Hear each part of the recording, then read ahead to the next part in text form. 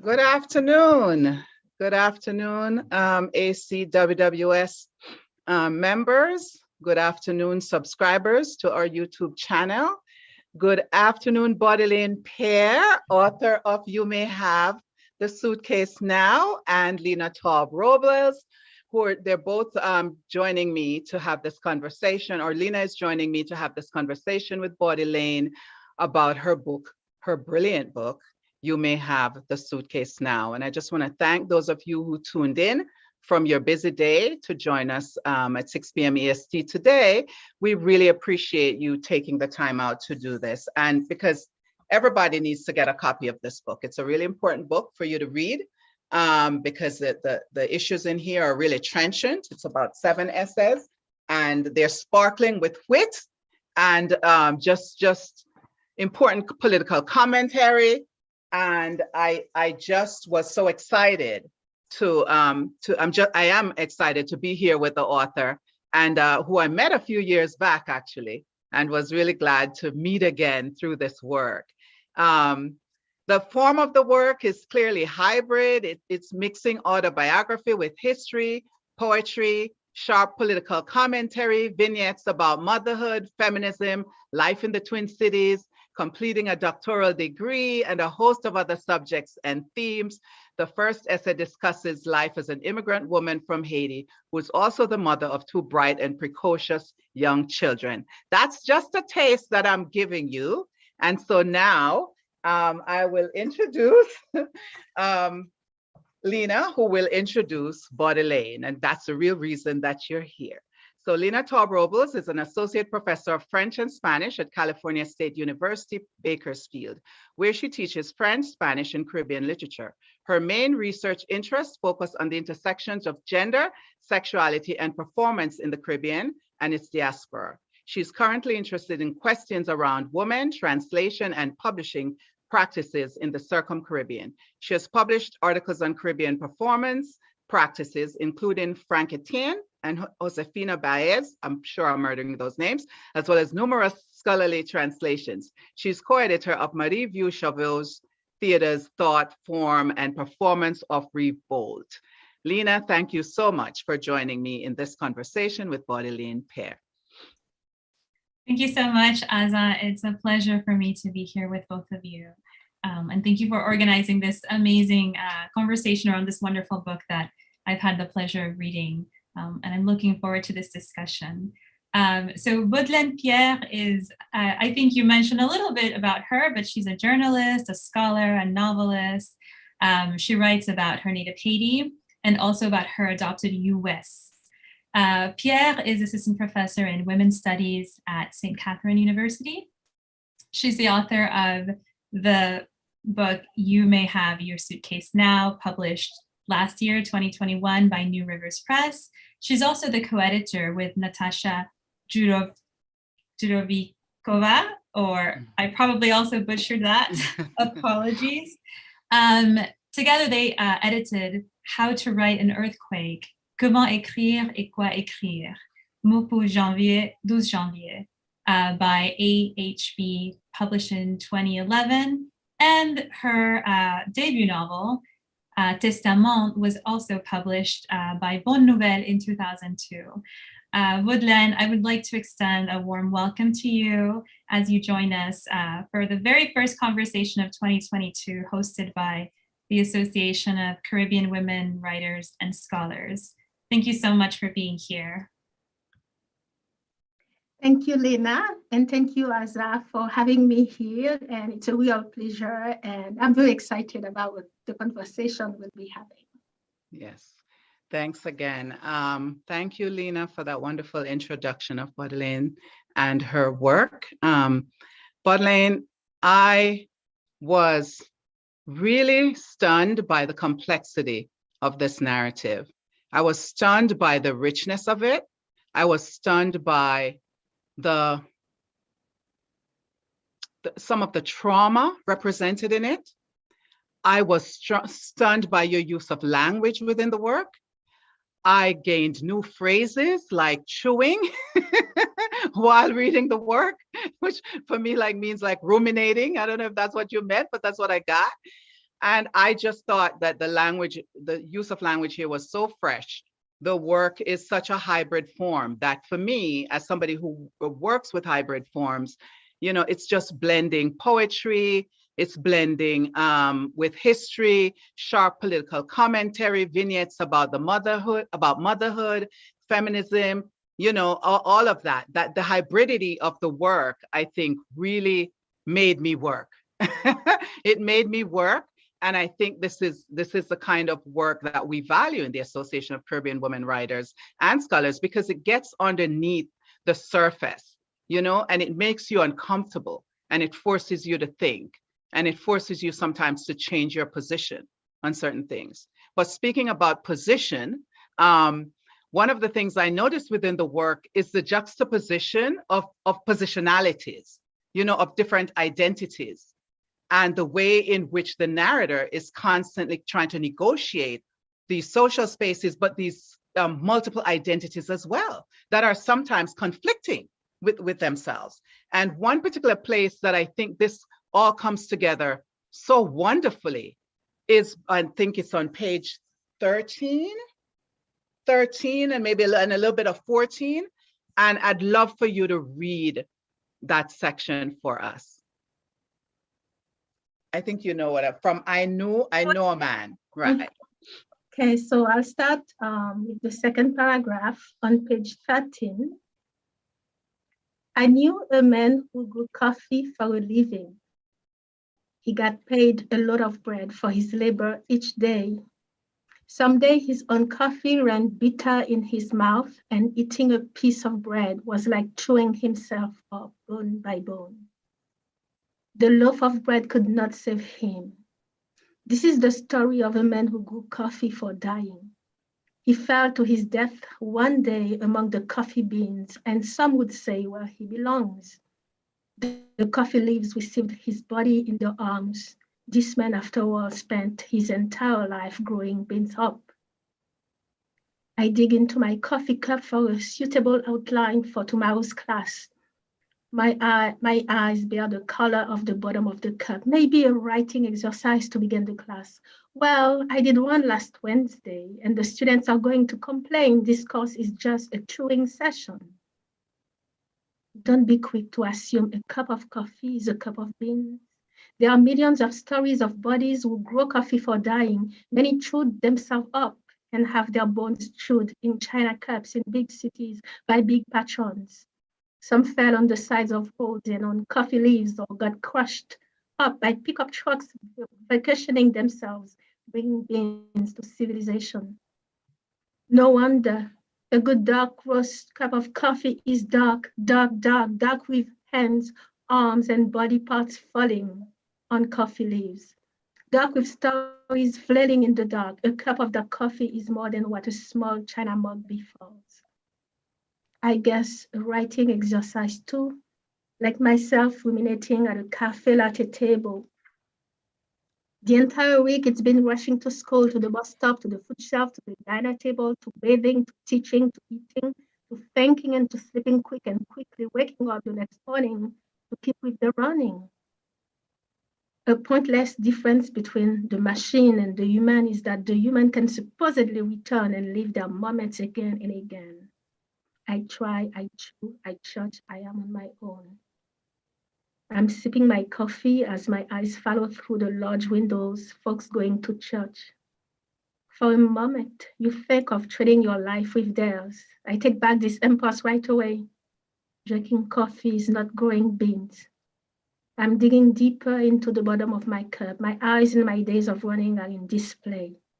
There are truths one must face, like trading a loaf of bread for 50 pounds of coffee beans, or forcing my kids to go to church for some me time. I have to stop the running. A coffee leaf is grateful as hell. Mm. Well, Wow. thanks for bringing me back to that piece of Asa and Lena. Thank you. You. Beautiful reading.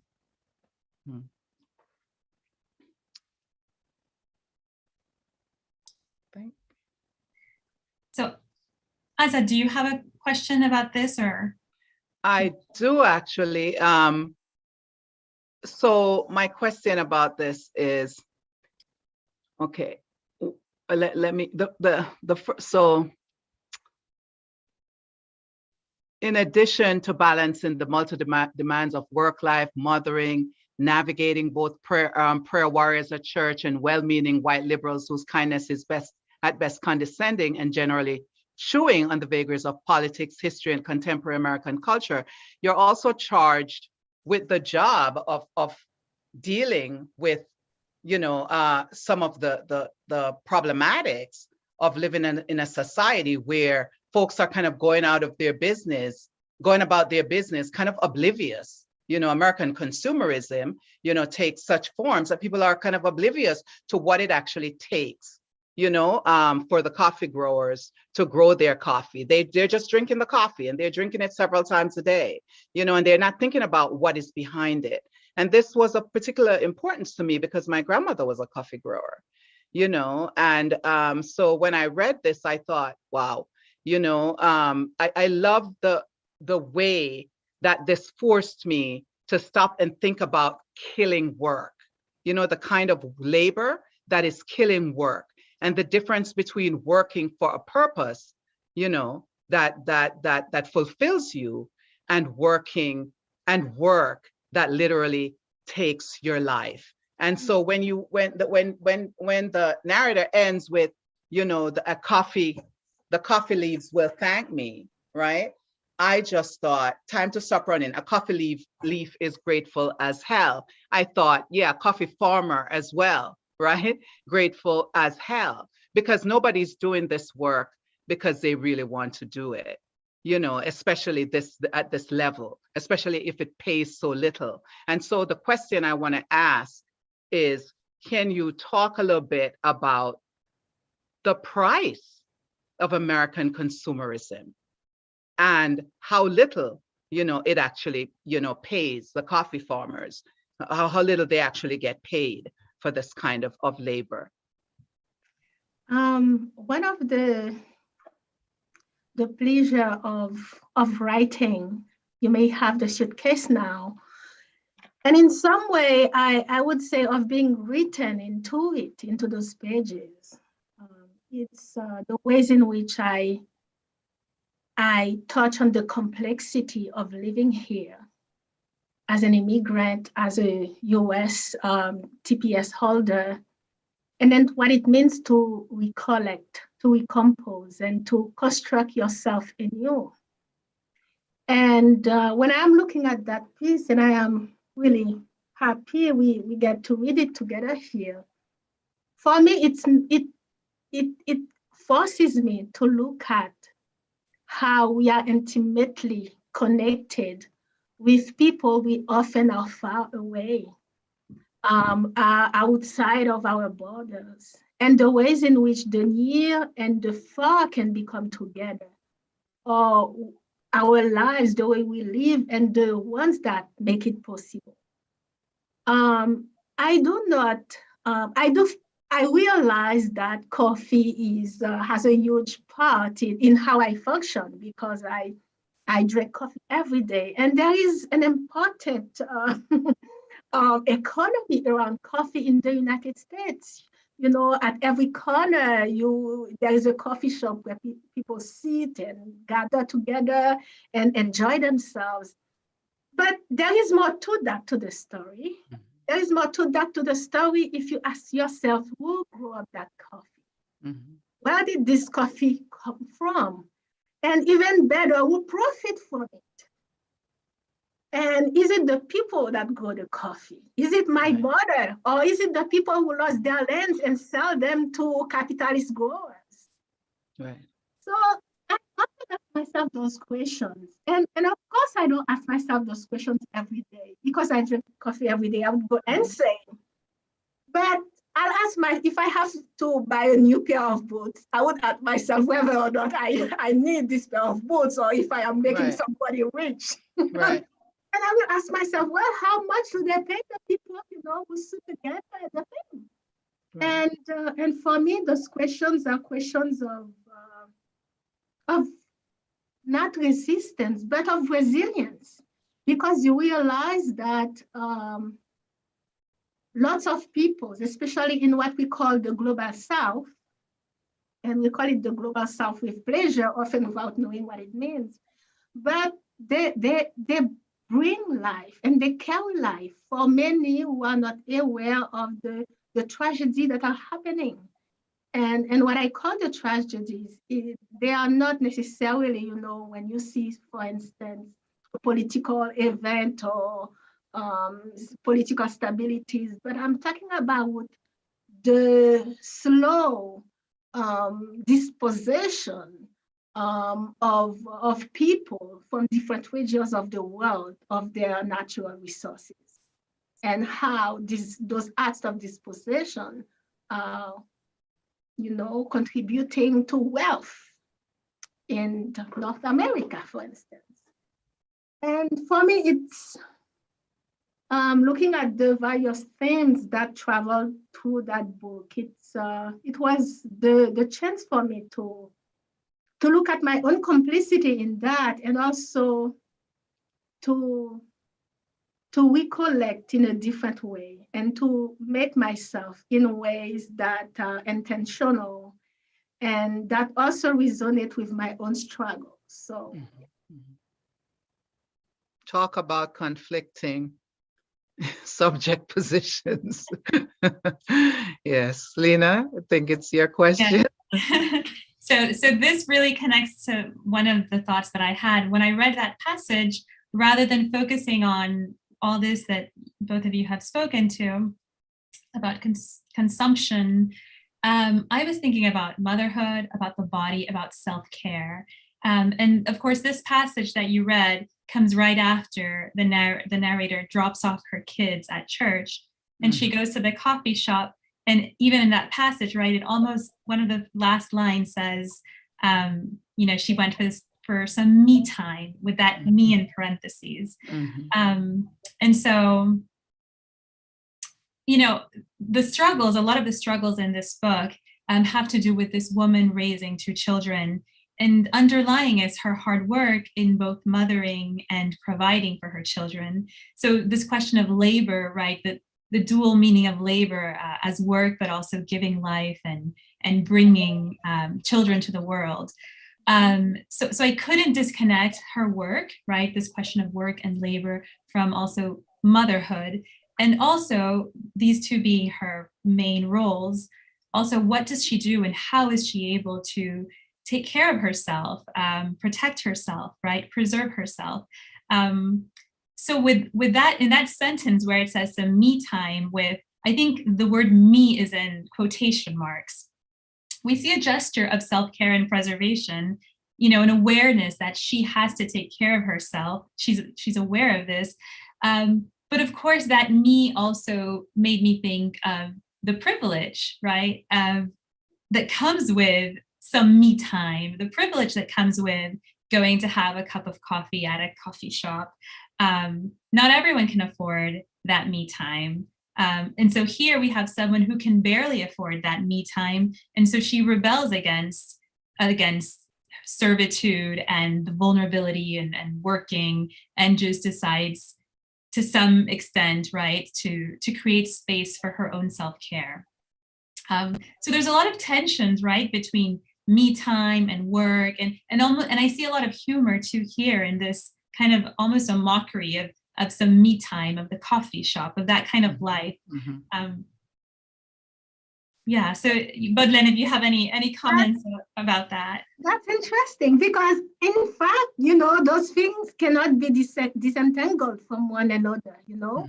When I'm the teacher, when I'm at work, when I am, you know, at the coffee shop, or when I am, you know, laughing or you know, having, you know, and putting things in front of me and to look at them. So it's a constant juggling. It's an interplay with the ways in which, you know, my positionings also change, the ways in which life is complex. And for me is, how do I keep up with the transformation and the renewal that are constantly happening? And how do I articulate them in a way that I'm not crushed under them. And for me, thinking about me time, or even thinking about, putting those things and getting them published, it's a privilege. And but one thing that writing does for me, and you've mentioned it earlier in the question of life difficulties and how hard being an immigrant or an alien or a single mom. The thing is, you get punched a lot. You get punched a lot, and often you are not aware of the punches that are coming and that often come into your way. And often you have to sit down with yourself sometimes to realize, oh, that was violence. That was, and you realize that you have to pick yourself up. That's right. And you have to survive at whatever the cost. And this is this, desire to live that inhabit every one of us. And that gives us the language, to feel what we feel, because the body, the body doesn't, that doesn't lie. The body dies, the body gets sick, the body gets tired. So even though we might believe in some kind of idealism, work hard until you make it, but the body knows. The body knows, and for me, the way for me to face my struggles or to continue moving forward was to feel what I feel and to say it and to punch back. Yes. Because we live in a society that is violent. And not necessarily because it's a violent society. Well, this is,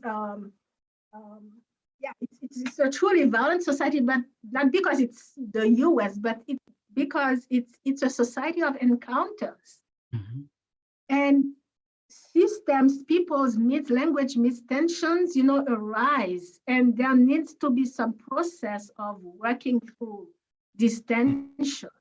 Right. And for me, that was my process of seeing the violence and sometimes take things in and happily, but also, punch back. And I think it's an illusion to think that we can just sit down and take punches and not return them, but we do. We do, and we do that in many ways, and it's not always in books or in media, but so I see myself, as someone who is, I am going through my struggles. I also have privileges, but also I can do wrong. So it's very complex and multiple. We all are, so. Yes, we all are, Beaudelaine, but not everyone is a skillful writer to convey that kind of complexity and transparency, rawness, but also humor, that you've showed in this book. And the resilience, the punchback is definitely felt, right? And I love that, because what it says is you can be soft and hard all at the same time. Yeah. You can admit to being human, meaning being vulnerable, and you can also fight. That the two are not, these things are not in opposition to each other. That's who we are. That's who we should be, right? And it's okay. I don't know. There were parts of it where I just had to bust out laughing. And one of them was when I actually was perplexed for a couple of weeks after reading the section when the daughter says, so I am going to have Trump for president for my golden birthday. And I met your kids, so I was like, and the woman, and I'm going to read from the book. For the woman stands frozen as she listens to her daughter's accusation. End of quote. And I thought, accusation? oh, this can't be Beaudelaine's daughter. Yeah, she sounds like she's like a 50-year-old woman. So I get the golden birthday thing. So, but I don't understand. So now I'm confused, right?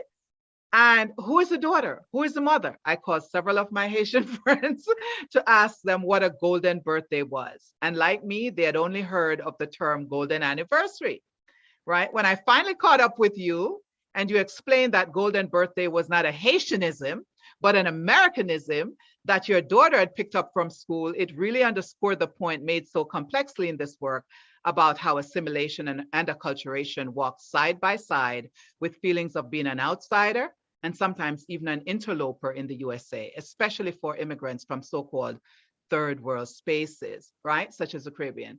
The trauma of the children surrounding the Trump presidency and their anxiety about his narrative of building a wall, which meant their friends could be deported, also highlighted the psychological impact of political affairs on the well-being of children and the fact that they're paying attention much more than we give them credit for. And that really stood out for me. Can you talk a little bit about what that was like for you? Because like I said, these are some pretty heavy hitting subjects, but I don't know if everybody really stops to think about how political affairs impact children and that the same traumas that we're going through, they're going through as well, because sometimes we think children are not aware.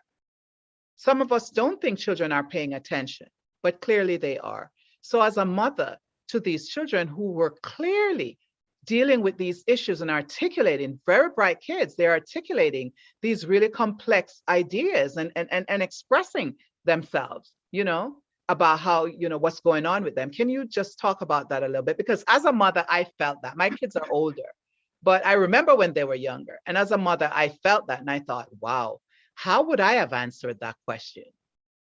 Am I going to have Trump for a president for my 50th birthday?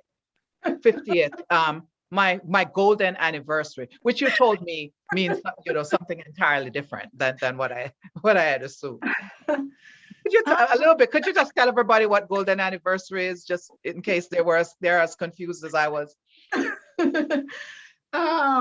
So my daughter's birthday is on February 12th. So her golden birthday happens when she turned 12. So the date that corresponds to the date in which she was born.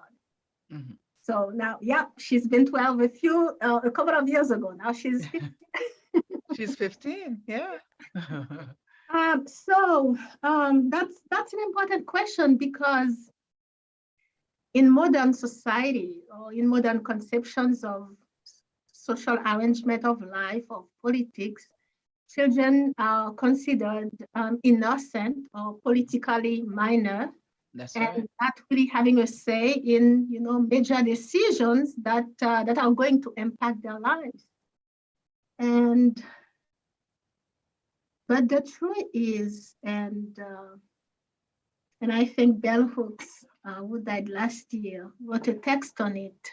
Children are the best theorists because they teach you and they compel you to see things in ways that escape you know, politics that are unproductive and futile. And often the questions they ask and the ways they live the reality and their expression of it tells you that things are not okay. And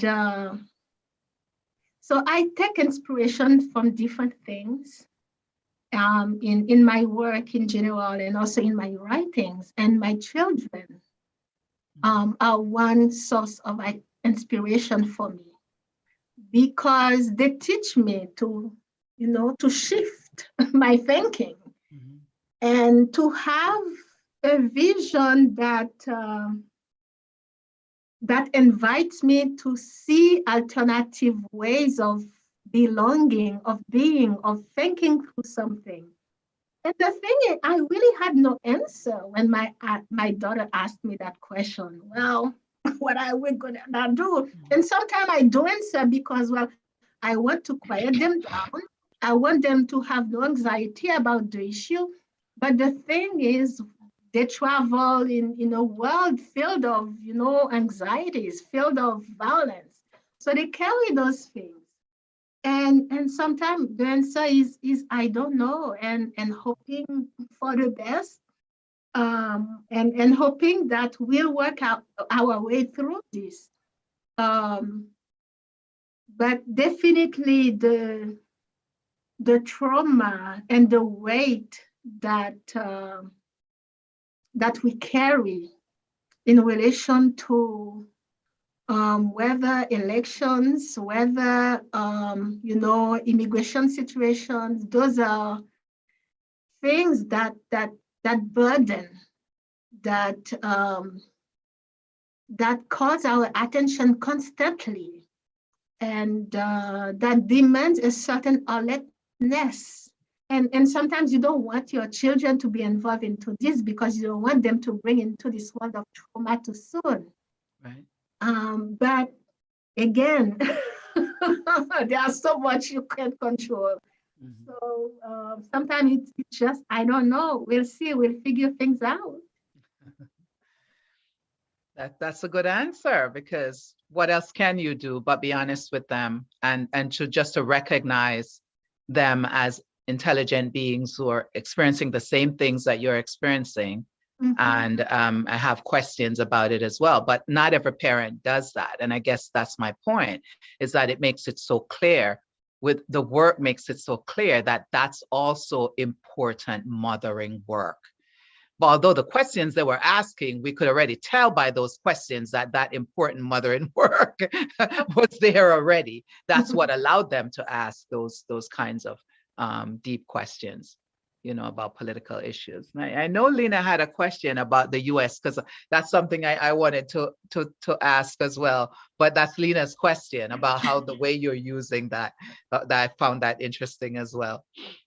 Yes. So to go back to the political, right? To some degree, your term US, right? And at some point it says USA. If you read it, it's spelled Youwes.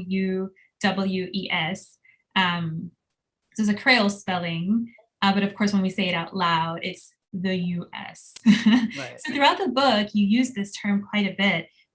It's both a linguistic and a political term, and it seems to represent, to me, it seems both a kind of linguistic and geographical non-spaces. It's not quite the United States, nor is it proper US in that spelling, in the English spelling. It almost seems to defy the United States. It also encapsulates the space that the narrator inhabits. It's neither here nor there. In Spanish, we say ni de aquí, ni de allá, kind of in this interspace. So I'd love to hear more about your choice of this term, your choice in using Haitian Creole words throughout the book. There's numerous words that come around up and here and there, and how this, of course, it's part of your identity, but it's such an enriching part because it also comes back to the political and comes back to the geographic very constantly. Well, thank you for that question, Lena. Yes, in fact, it's not the United States, US. It's not either, the written, US, the English language. It's neither.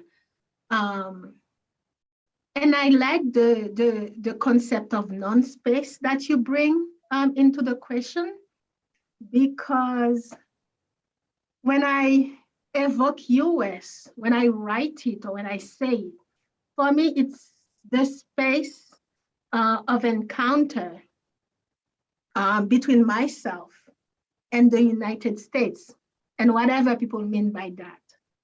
So for me, it is this space of negotiation, and it can be about anything. For instance, whether I want to eat this or that, or which language to speak, or where to live, or it can be about anything, or how I work. So for me, it is this space of encounter between myself and myself is, you know, the history that I carry, the memories, the people that travel with me, whether from my family, whether from my past, whether from Africa. So it's the crossing that happened between these different spaces, and also the tension and the friction. And for me, noticing this space as a space of tension, as a space of negotiation, allows me to see things that are being deposited in me within the encounter. It allows me also to notice myself in resistance. And what I call myself is in resistance. It's not that I wake up every day and I'm fighting, although I can see that too happening. But I mean, you know, I carries my geographies, my history, and alternative modes of being, you know, people that I'm journeying with, that gives me a sense of belonging, a sense of being, that is my own, and through which I articulate a version of myself in the encounter. I'll give an example. This is for me what I call, you know, resistance, because there are spaces that give me, you know, another sense of self, that gives me an articulation of me in that encounter with the United States and whatever that is. And so having and knowing that I am carried and supported by those spaces give me in some way the authority, but also the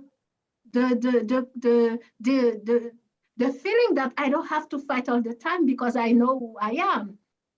For instance, you know, if I am going somewhere, and I don't know how to get there, I'll take, you know, my phone and use the GPS. And quite often the GPS would, you know, will tell me, well, you've chosen the fastest route. And often I would say to myself, well, I didn't ask you to choose for me the fastest route. And it is as if, you know, they know what you want, they congratulate you, this is what you want, but no. So what ends up happening often is that, you know, I use my sense of mapping and direction, and I put the GPS in the background. And if I need it at some point, I pull it or increase the volume and I use it. So very often what we mean by, you know, the United States is often a noise in the backgrounds of someone else's life. And because what the United States is, indeed, it's what we make of it, you know? The interplay, the exchanges, you know, how it changes you and how you change the space. So, and I am Haitian, I am Creole, and I come from a history of, you know, encounters, of exchanges, of transformation. And so for me, using the US with that spelling, it's a way to claim it and to make it my own. And whatever my, I don't want my own to be mainstream, I don't want my own to be my own, that's it. So, and for me, this is it, like the use of language. It comes from that space, from that place also, where we are being carried by so many things, but also often we want to be intentional about the things that carry and support us. So we resist and we play and we, you know, but again, you know, there are all these elements that are part of our becoming and transformation. So yeah, the US is that I am queer, so I am making the place the way I want to make it in many ways. That's Wow. great. And I think you mentioned at several points it's what US is also what you carry, right? And so there's some kind of, it seems like some kind of relation with the other great word in your text, which is the suitcase. Exactly. Right, it's such an important metaphor in your book because, of course, it's a metaphor for what we carry both literally but also figuratively. And so there's many moments of moving around with a suitcase and filling it with material things, but your suitcase is also, right, that blank page that you have to write on, and it's so many things. It's the memories you carry, it's what you pass on to your children. It's such a rich term because it's also the baggage, right? And sometimes we use baggage in a negative connotation, that, you know, what you carry with you that you don't want, but you can't get rid of. So I'd love to hear more about the suitcase. What is the suitcase? And if you can also expand a little on it.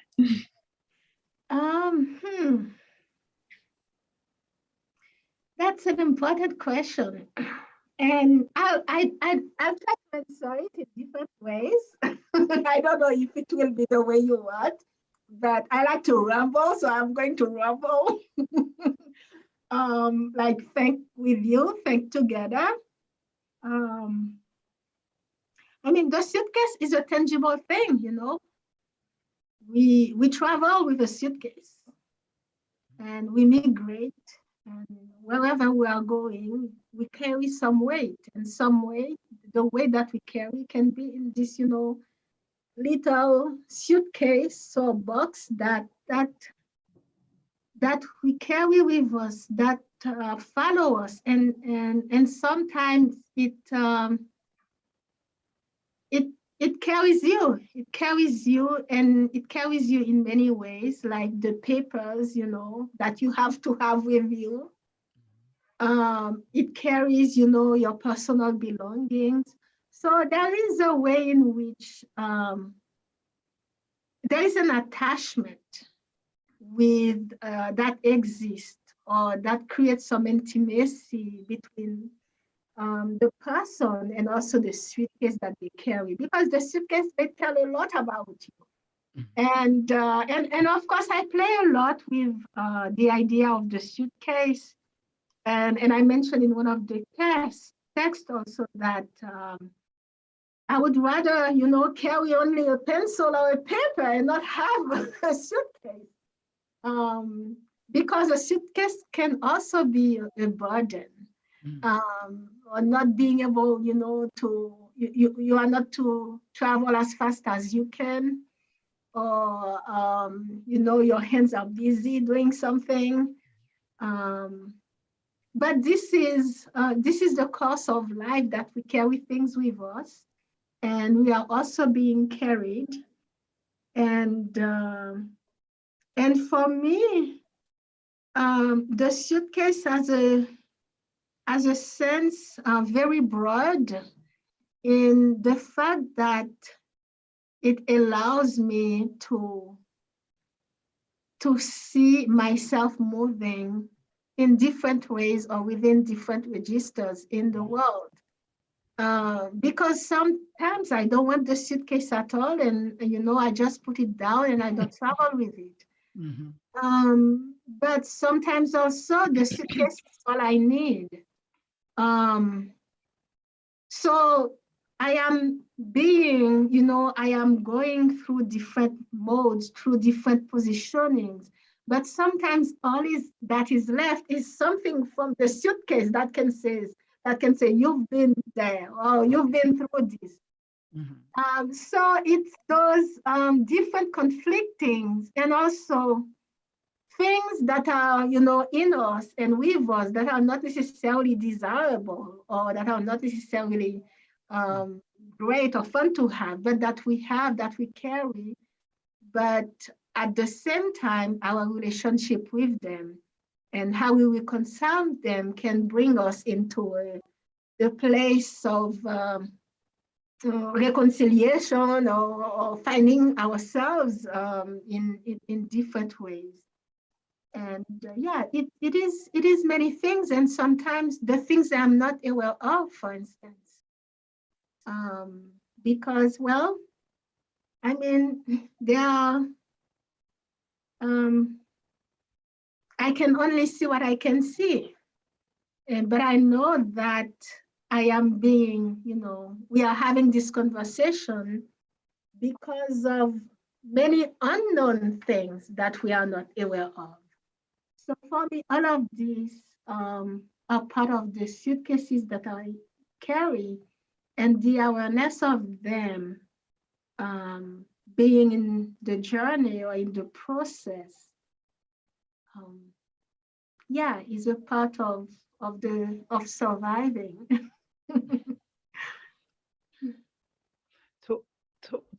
Thank you so much for that answer. I really like that section as well on the essay from the title. I really like that essay because it goes into so much about your childhood. That's the section that really centers your childhood experience. And at one point, you say something, I think it's, my mother said we were thrown into Port-au-Prince. And I was really intrigued by that. Could you talk about that a little bit?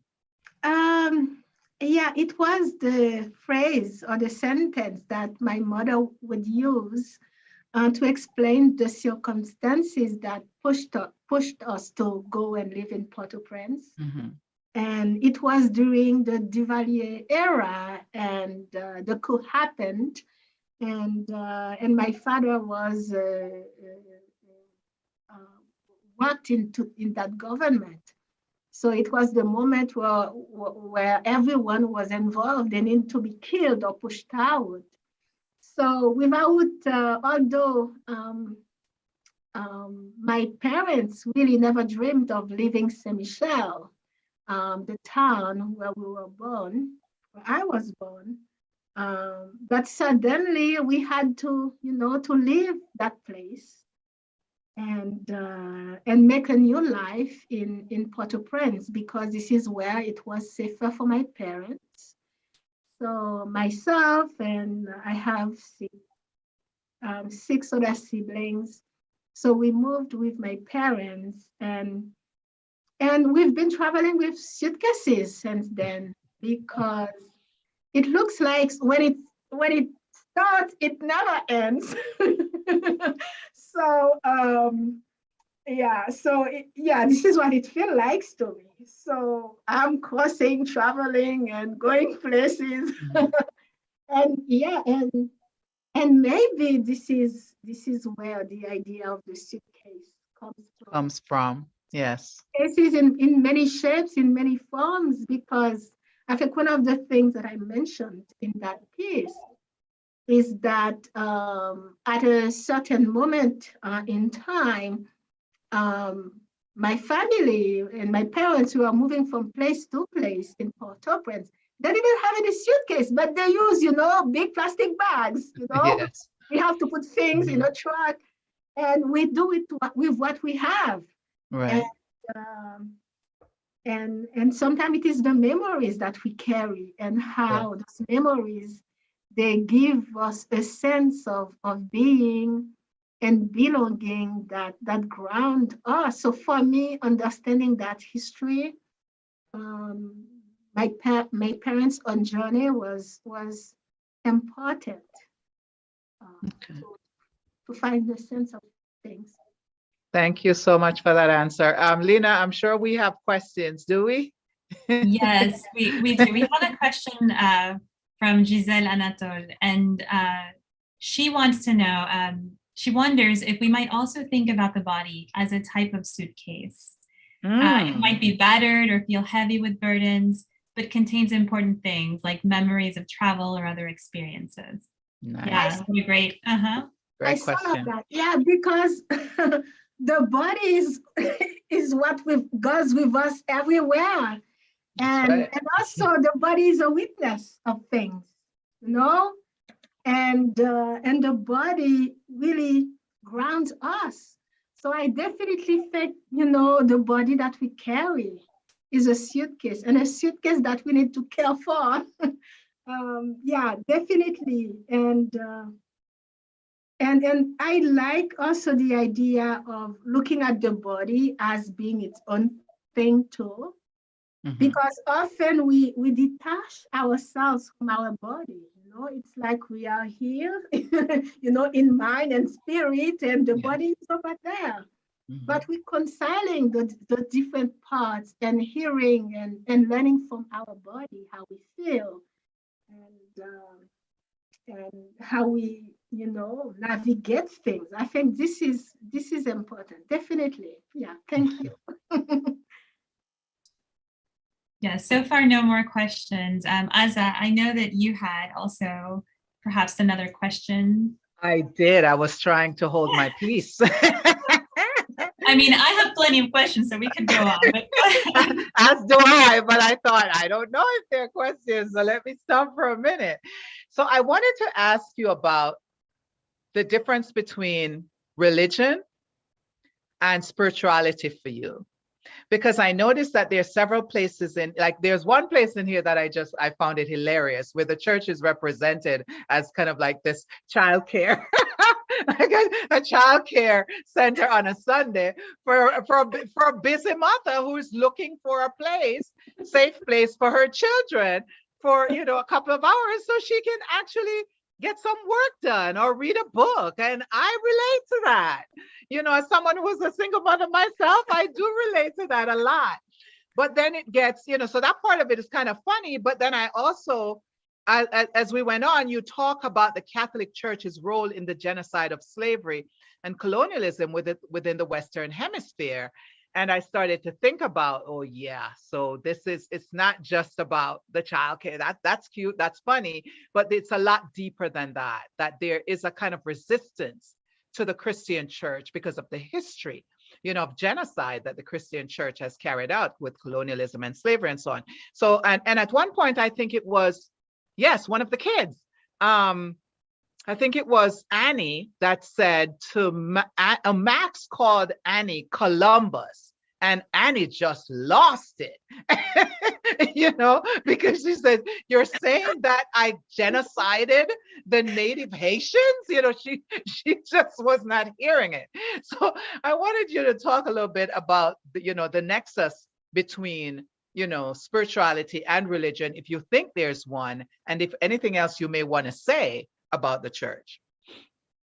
Well, I was taken by surprise as well when, you know, Annie exploded. And it's one instance where you see, well, children understand things, and they have their own vision, their own understanding of what's happening. So they are not, you know, blinded or. Not your children. I think, yeah. I mean, you know, in huge part, I can say I was made by the church or by religion. Mm-hmm. And for the last 10 years, for instance, I can see my parents in Haiti, you know, holding regularly prayers at their house. And I was made by that. I attended churches. But there is a difference between religion and spirituality. And I see religion more as a social practice. Mm-hmm. And also a social practice that is heavily invested with political interest. If we are looking at the role of the Christian church in colonial projects. Mm-hmm. And I also think that this is the way I am seeing it, that, you know, churches are for, you know, normal people. Mm-hmm. You know, I am not normal. And I don't want to be normal either. But what I do recognize is that there is a level of spirituality in everything. And it comes from different places. And when I am doing my work, or when I am, you know, behind the computer, I need to bring, you know, all of myself in presence. And we are talking about the body earlier. We are talking about also the, you know, the mind or the spirit. So there is a way in which, again, we are carried by not only, the things we think we have control over, but also history in itself carries us. And I think having that sense of connection with God, and I pray every day, actually, and I collect myself every day, and I have my own rhythm, but I'm not part of any church because it doesn't work for me. Because also my life is too complex to be apprehended or to be seen by, any church manifestations as I see fit right now, as I see them. So, so for me, our lives are spiritually inflicted at many levels, and paying attention to those that travel with us in many ways that we are aware and that those we are not aware of. And also bringing the unknown as well into the things that we are doing, into our projects or into our struggles. I think put us in a place, or put me in a place where I don't have to be in control of it all the time, or I don't have to make sense of things all the time. Because I am part of a larger project. And so it gives me some peace. Yeah, I don't know if I've answered. Yeah, spirituality, you're saying spirituality is a lot bigger than religion. Definitely. And that it's a very personal thing. It's not about so indoctrination and all of that. It's about relationships, right? Yes. It's about relationships and spirit. Like that's what I'm getting out of it. Lena, did you have any closing questions? Well, there's another question from the audience. I wanted to, and it might be two. So let me see if we can get them both in just one. So this is from Senora Edward. Hope I'm saying that correctly. Yes. So what is something, Beaudelaine, you think needs to be in the suitcase for the future of Haiti and its diaspora, especially with the political unrest that's presently going on? The diaspora is often discouraged to travel to Haiti. And the second question, if you were to travel with only a suitcase today, what are your must-have objects and what are their significance? Oh, I love that question. Okay, these are, really important questions. And,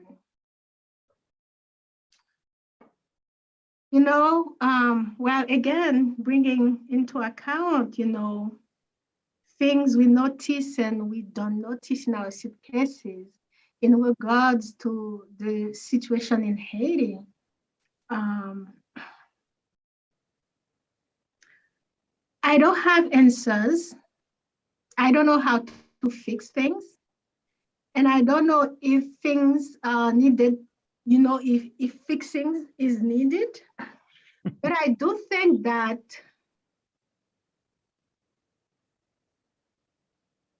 we need to leave the question of fixing whether or not we need to fix. We need to leave that question to those who have been often, erased and neglected in Haitian political affairs.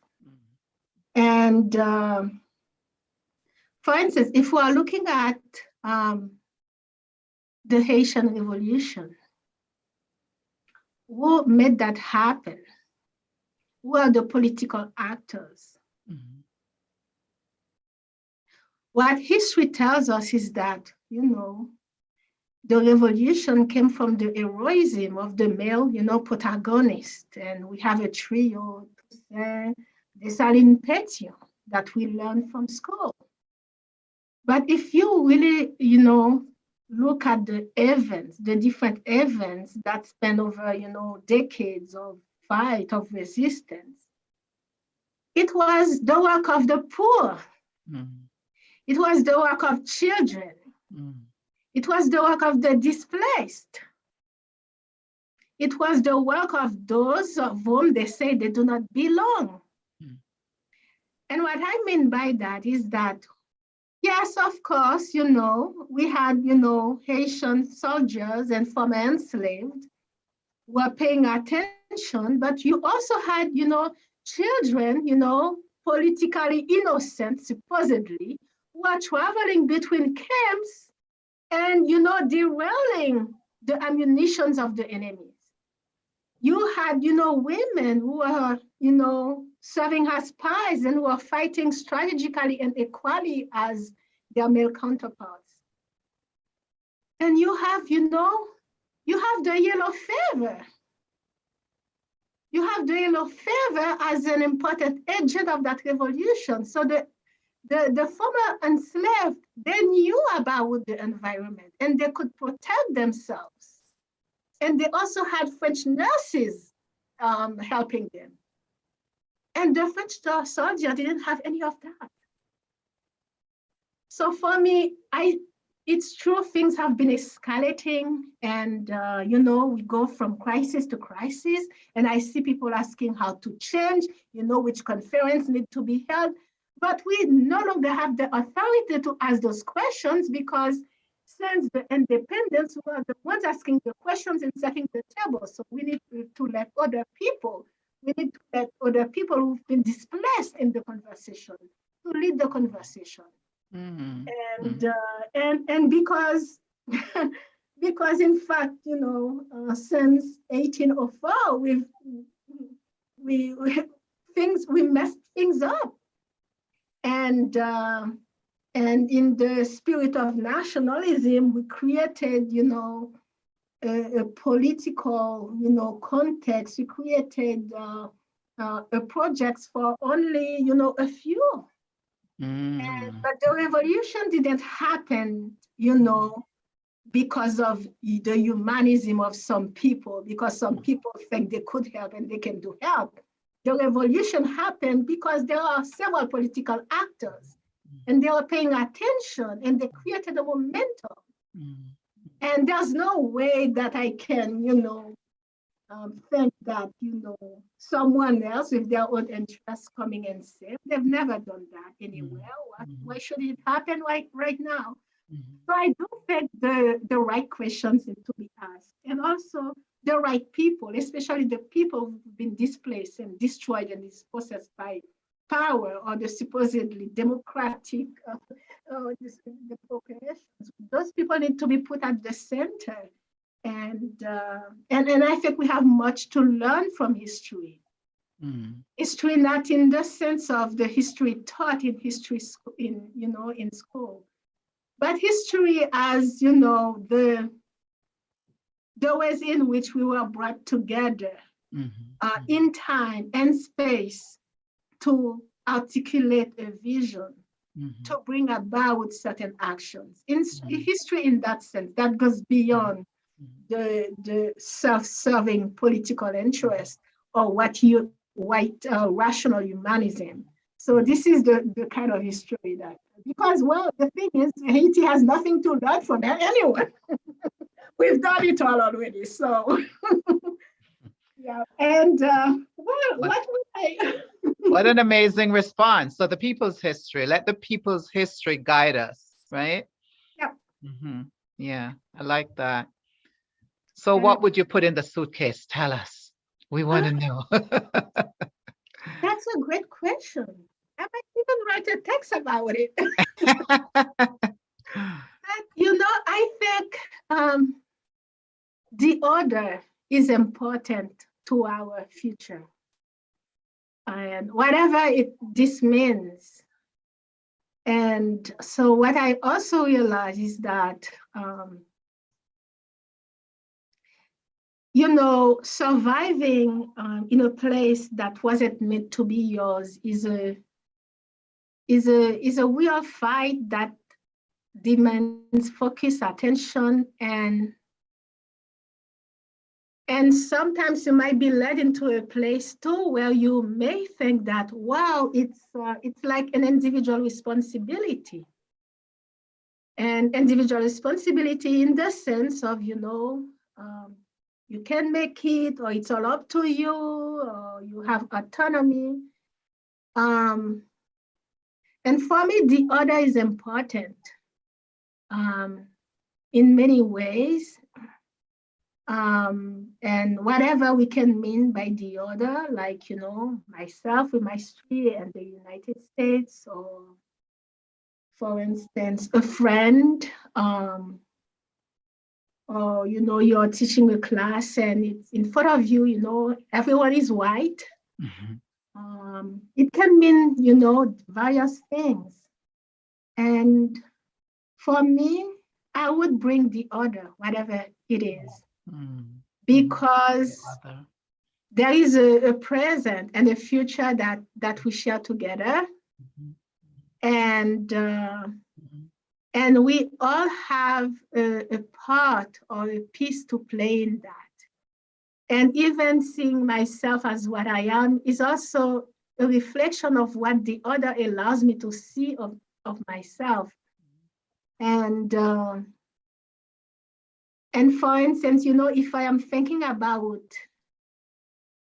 my own journey as a TPS holder or as an immigrant, if I am putting words on it, I have to go back, and I always do, to conversations that I've had with a friend in Iowa, and who sees me truly, and who sees in me in ways that I can't see myself. So I have to bring, other me that exists in other people's eyes. And for me, it is simply that we are not that, disconnected and detached from others. And often the work is, is the encounter and the changes and alternative spaces that together we can create in being different. Yeah. So definitely I would bring the other. Thank you for that question.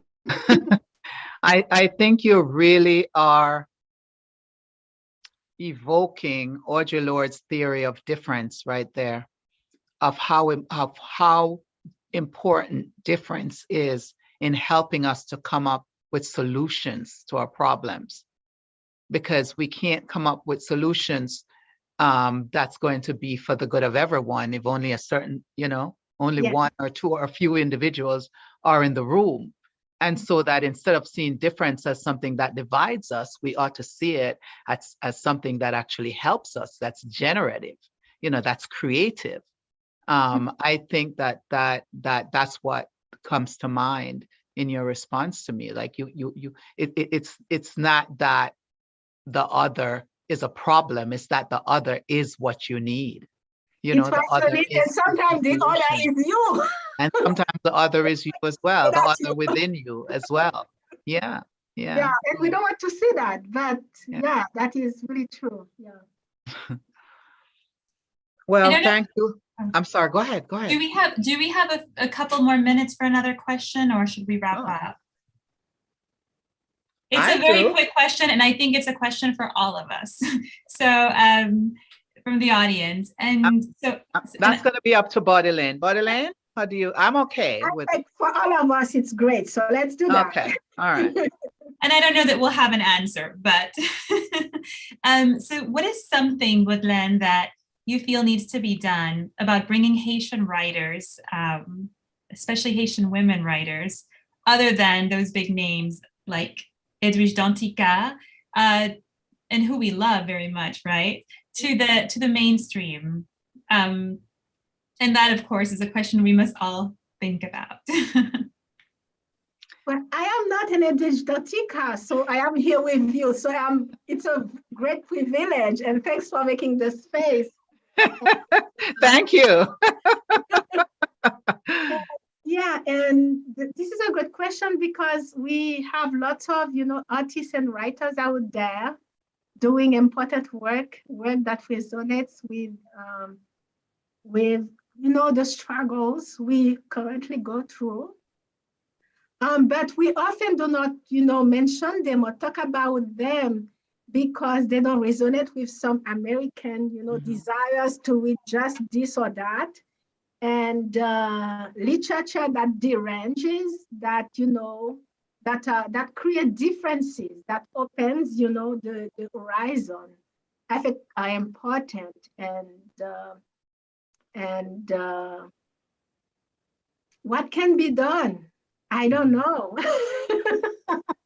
But yeah, in my own work, we read a tons of, when I say in my own work, in my teaching, I bring into,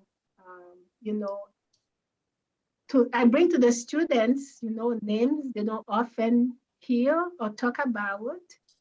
And also I invite my students to see themselves as writers, as thinkers, so they can, articulate for themselves the ways in which they inhabit the world. And yeah. That's a great answer. And for me, it would be read their work, promote their work, tell your friends about it, blow it up on Twitter. Yes, right? I agree. Definitely. Edwidge Dante Cat is already in the mainstream. And I remember when she first entered the stage, the world stage, and it was through Oprah's book club, right? So that's what we need to do. We need to blow up the writers. We're not Oprah, but you have the power of Twitter at your disposal. You're on social media. You have access, to promotional opportunities for these writers, and you can put your money where your mouth is and buy their work. We have the audio versions. We have, we have the paper versions. Buy the work of the writers. That is, and promote them, talk about them. That's how we get them into the mainstream. Because you can't expect the big publishing houses to pick up writers that they don't think that there's a readership for. Once you create the demand, yes, then they will respond to that, because they're about money as well. And the small ones need to keep going. So they need, the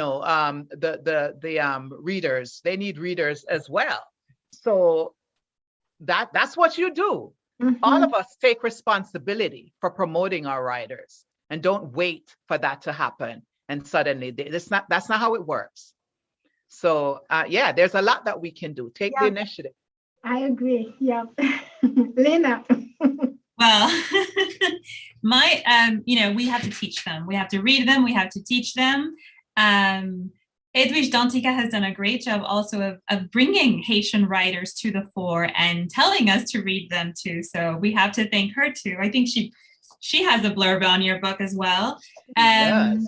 But also a lot of them, including Beaudelaine, write in French, and we need to translate them. So let's translate them and make them more available to broader audiences around the world. And that's part of the work that I want to do. So that's amazing. There's a lot to be done, and a lot that we can do. A lot of work to do, and not enough workers, in the field, but a lot of work to do. Beaudelaine, thank you so much. Thank you. For coming to this forum. Yes, we really appreciate having this conversation with you. Lena, thank you so much for joining me in this conversation. I want to thank Maricel Hernandez Romero, who's behind the scenes, making sure that all went well with this production. I want to thank Saniora Edward, Chenjerai Weir, Kai Weir-Soley, and all the folks who supported us in this measure. And of course, last but not least, our subscribers and the members of the Association of Caribbean Women Writers and Scholars. Thank you for turning out tonight and tuning in for this wonderful conversation with Beaudelaine Pierre. Go out and buy the book. You may have the suitcase now. I promise you, you will not regret it. This is you see what it looks like, mine looks like, right? Y'all can see what my book, that's how much it's been used, okay? So this is a really important book for teachers, but it's an important book for anyone who is interested in the field of, Caribbean, all of the disciplines in the Caribbean, because the work is so rich and so complex. So thanks again, everybody. And I'm signing off for the night. We hope to see you again soon in another production, another conversation with another author. We don't know yet, but we will let you know. So stay tuned to Talk the Things by the Association of Caribbean Women Writers and Scholars. And we will update you when we have our next writer. Take care, everybody. Good night. Bye-bye. Bye-bye.